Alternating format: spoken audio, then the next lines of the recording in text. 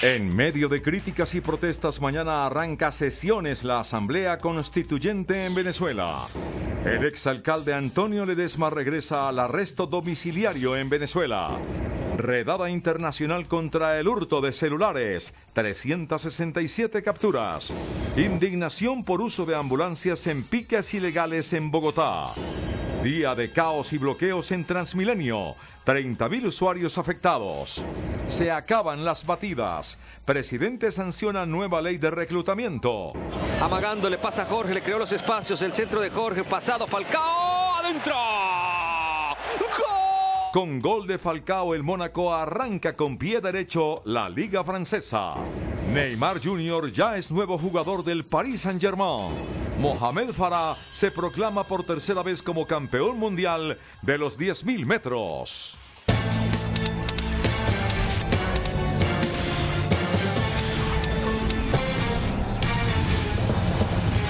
Buenas noches. Mañana comenzará a sesionar la Asamblea Nacional Constituyente en Venezuela, que reformará la Carta Política y reordenará el Estado en el vecino país.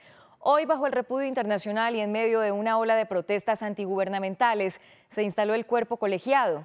La ex canciller Delcy Rodríguez asumió la presidencia de la Constituyente. Es la alegría de los chavistas que lograron imponer la Asamblea Nacional Constituyente en Venezuela. ¿Juran ustedes defender con valor, defender con honor y defender con valentía, como lo es el pueblo de Venezuela, defender a Venezuela? Sí. La ex canciller Delcy Rodríguez fue nombrada como presidenta de este órgano, que ahora tiene un poder ilimitado en el país para reformar las instituciones del Estado. Yo juro con nuestra Constitución Madre, juro defender a la patria de cualquier agresión o amenaza, juro defender la paz frente a este cuerpo soberanísimo y plenipotenciario. Rodríguez informó que este sábado se realizará la primera sesión de la Asamblea para establecer de manera inmediata las primeras medidas que se tomarán para restaurar la paz en el país. A esa derecha le decimos que si no toma el camino democrático y de la acción política, se impondrá la justicia. Y esta constituyente también llegó para hacer justicia, compañeros. Durante su discurso, Rodríguez arremetió contra los países que desconocieron los resultados del pasado domingo, donde fueron elegidos los 545 miembros de la Constituyente. A la comunidad internacional, no se equivoquen con Venezuela. El mensaje está claro, muy claro.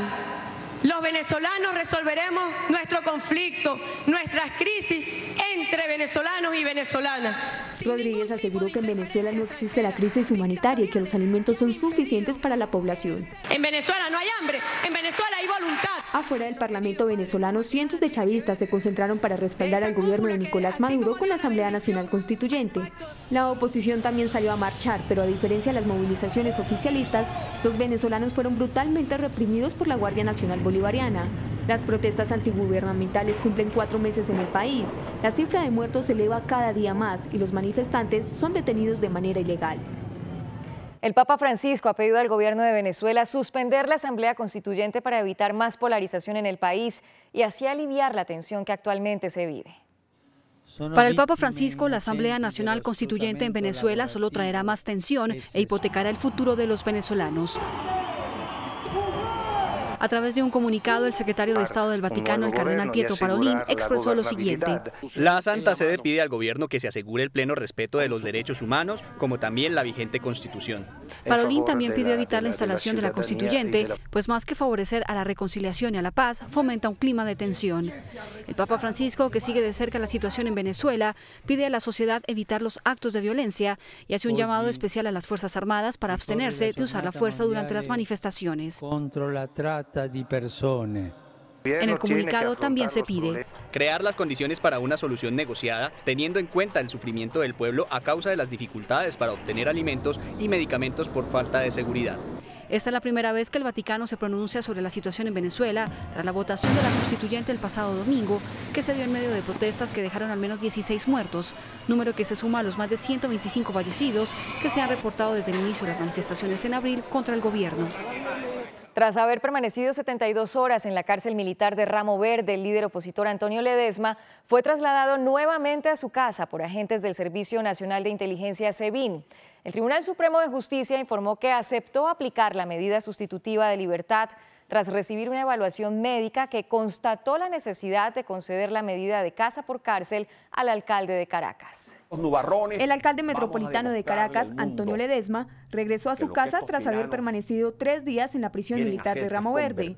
En la madrugada de este viernes, sin ninguna explicación, fue regresado a su vivienda para dar continuidad al arresto domiciliario, medida que fue interrumpida el pasado martes. Para la familia del opositor, las acciones del gobierno evidencian que en el país ya opera un régimen. Estuvo en Ramo Verde y nos dijo entonces que fue recluido en una celda, aislado, en solitario, y bueno, pues estuvo allí hasta esta madrugada cuando lo despertaron y le dijeron que iban a trasladarlo. No se le notificó en ningún momento por qué lo llevaron a Ramo Verde ni por qué lo devolvieron hoy. En un comunicado, el Tribunal Supremo de Justicia informó que tras recibir evaluación médica ordenada por el órgano jurisdiccional competente, se constató la necesidad de conceder la medida de casa por cárcel al alcalde de Caracas. El martes, funcionarios del SEBIN sacaron a empujones y en pijama a Antonio Ledesma, donde cumplía arresto domiciliario desde abril de 2015. Antonio Ledesma fue arrestado en febrero de 2015 acusado de conspiración y asociación para delinquir. Tras permanecer 2 meses en la cárcel militar de Ramo Verde, el gobierno le concedió la casa por cárcel por motivos de salud. 2 años y medio después de su detención, Ledesma no ha sido condenado, ni siquiera ha sido llevado a una audiencia pública. Las autoridades adelantaron una redada internacional contra las mafias de celulares robados. En solo 4 días fueron capturadas 367 personas que comercializaban los móviles en 7 países de América. Las autoridades denuncian presuntos hechos de corrupción dentro de empresas de telefonía móvil que permiten que un solo número de identificación esté registrado en más de 1000 celulares. Las 367 capturas se hicieron en Argentina, Bolivia, Chile, Ecuador, Perú y Panamá. 270 solo en Colombia. Según las autoridades, es el primer operativo latinoamericano en la lucha del hurto de celulares y se hizo porque ya tienen identificado que la mayoría de las veces los celulares hurtados en el país se están distribuyendo en países vecinos, pues ahí aumenta su valor. Más de 11.000 celulares que fueron incautados, más de 1.700 intervenciones en establecimientos de comercio. Por otro lado, el fiscal general advirtió que va a judicializar a los empleados corruptos de las empresas de telefonía móvil porque hay clara corrupción dentro de las organizaciones. En segundo lugar, decirlo categóricamente para el caso de Colombia, el bloqueo de los email no está funcionando desde la perspectiva de la Fiscalía General de la Nación y por ello tenemos líneas de investigación muy grandes abiertas en este momento para identificar cuál es la responsabilidad que existe por parte de los operadores de telefonía celular para que este negocio siga creciendo. Además, advirtieron que el hurto de celulares es el delito que más se presenta en Colombia, pues en los últimos años se ha incrementado en un 79%. Los operativos en el país se concentraron en Bogotá, Medellín, Cali, Barranquilla, Bucaramanga, Cúcuta, Villavicencio, Pasto, Tunja, entre otros. Hay indignación en Bogotá por el uso de ambulancias para los llamados piques ilegales. En las últimas horas se conocieron 2 casos. Las autoridades investigan responsabilidades. En video quedó registrado el momento en el que una ambulancia participa en piques ilegales en la avenida Boyacá con calle 170. El hecho se registró en la madrugada del jueves. Se determinó que la ambulancia involucrada en la carrera ilegal es privada. Pertenece a la empresa LifeSem. Hablamos con su conductor. Me encuentro ya con los vehículos de piques en los cuales me quedo atrapado en mitad de ellos. Una persona me aborda y me dice que ellos están ocupados haciendo los piques y que para pasar pues obviamente tengo que salir corriendo. Entonces, porque si no, pues obviamente pues nos rompen el carro a piedra. Las autoridades investigan la situación para establecer responsabilidades. Si hay una ambulancia que hace piques o que no cumple con las normas del tránsito, pues debe ser sancionada drásticamente. Hemos sancionado algunas que han utilizado las luces de emergencia para avanzar en el tráfico cuando realmente no estaban en un viaje de emergencia. Pero no se trataría del único caso. Se conoció un nuevo video de otra ambulancia haciendo piques. La Policía de Tránsito anunció mayores controles a estas carreras y drásticas sanciones a los vehículos de emergencia que sean sorprendidos realizando esta práctica. Una nueva jornada de bloqueos en el sistema Transmilenio se registró en las últimas horas. Por lo menos 30.000 usuarios del servicio al occidente de Bogotá resultaron afectados por las protestas. En fuertes enfrentamientos, así terminaron los bloqueos en la troncal Américas de Transmilenio. Desde las 7 de la mañana y durante 5 horas, los usuarios impidieron el paso de los articulados alegando demoras en el servicio. Nosotros tenemos que sufrir a diario, levantarnos 4 de la mañana, llegar al portal, esperar 1, 2 horas, en donde cada media hora mandan un servicio, espichándonos niños. Para usted llegar a un trayecto que normalmente debe durar 15 minutos, para poder llegar y cumplir, debe madrugar 2 horas. Todos los días es lo mismo, todos los días cogen y mandan el servicio cada 20 minutos, media hora. Cerca de 30.000 personas resultaron afectadas por la suspensión de Transmilenio. Voy para la 72, llevo como 3 horas acá estamos. El distrito aseguró que no hubo retrasos en la operación y que se trató de un saboteo. Es muy fácil para algunos con intereses políticos, a veces con alguna causa justa, justificada o no, que decidan tratar de bloquear el Transmilenio. De manera que yo vuelvo a insistir que seguiremos siendo drásticos, cada vez más drásticos, con aquellos que bloquean el Transmilenio. No había afectación del servicio, no había demora en los buses, se estaba evacuando la operación en condiciones normales, pero es la actuación de los usuarios lo que llevó a que se presentaran inconvenientes. Sobre el mediodía se restableció el servicio de Transmilenio en el suroccidente de la ciudad. La jornada dejó 2 buses vandalizados. Un juez de Yopal otorgó la libertad al general en retiro Henry Torres Escalante, quien permanecía detenido desde hace 17 meses y está llamado a juicio por su presunta responsabilidad en un caso de falsos positivos en el Casanare. Torres Escalante pidió acceso a la Justicia Especial para la Paz. El juez primero penal del circuito de Yopal emitió 2 conceptos a favor del general Torres Escalante. El primero, la suspensión del proceso en su contra por falsos positivos hasta tanto no entre en funcionamiento la Jurisdicción Especial para la Paz para que se presente su caso ante esa autoridad. Y segundo, la revocatoria inmediata de la medida de aseguramiento que tenía el general desde marzo del 2016. La petición la elevó la defensa del general Escalante, el doctor Jaime Granados. Según el documento, el argumento principal es la entrada en vigencia de la Ley 1820 del 2016, la cual reglamenta amnistías, indultos y tratamientos penales especiales y sobre todo decretos que reglamentan el sistema integral de verdad, justicia y reparación y el sometimiento a la JEP de guerrilleros, agentes del Estado y terceros. El general Escalante llevó un proceso como coautor de homicidio en persona protegida y aparecen como víctimas 2 campesinos de Agua Azul Casanare, Daniel Torres Arciniegas y su hijo Roque Julio Torres. El presidente Juan Manuel Santos sancionó la ley de reclutamiento que, entre otros aspectos, prohíbe las llamadas batidas y unifica el periodo de servicio militar, que será de 18 meses. La ley ofrece una amnistía para los más de 900.000 remisos. Pues nos hemos propuesto... Acompañado por la cúpula militar, el presidente Juan Manuel Santos aseguró que la nueva ley de reclutamiento unifica el servicio militar al pasar de 24 a 18 meses, mientras que los soldados regulares pasarán de recibir 100.000 pesos a 220.000, el 30% de un salario mínimo. Y también, muy importante, hemos reducido la edad máxima para prestar servicio militar de 28 a 24 años. Esto tiene un efecto inmediato.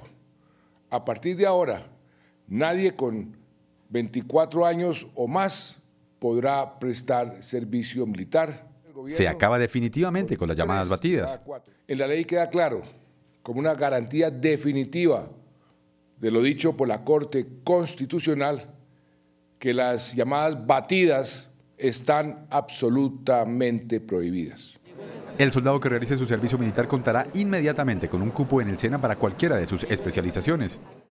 El mínimo a pagar como cuota de compensación pasa de unos 430.000 pesos a menos de 150.000 pesos.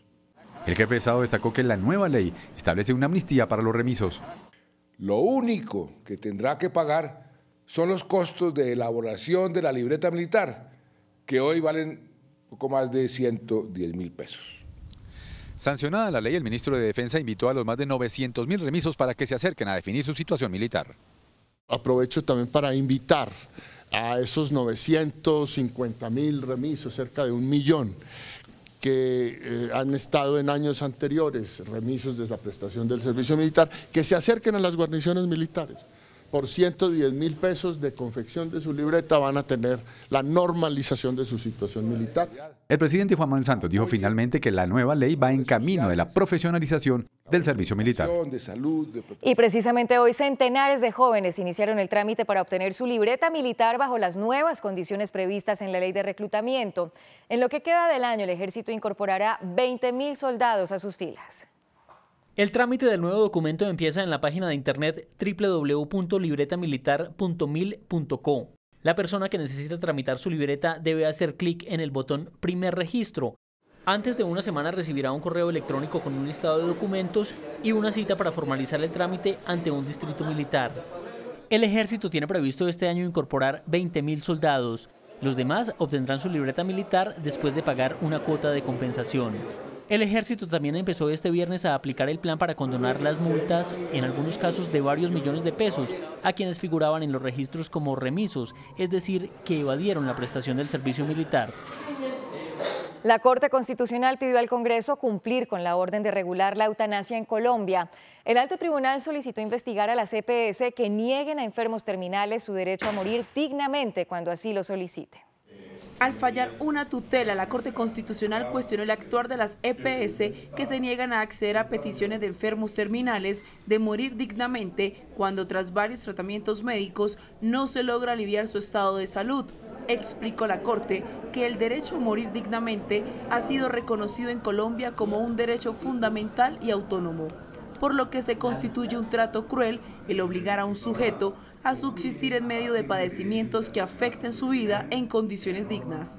Desde ACEMI afirmaron que para el Congreso de la República no es fácil regular la eutanasia y tampoco lo es para un médico practicarla.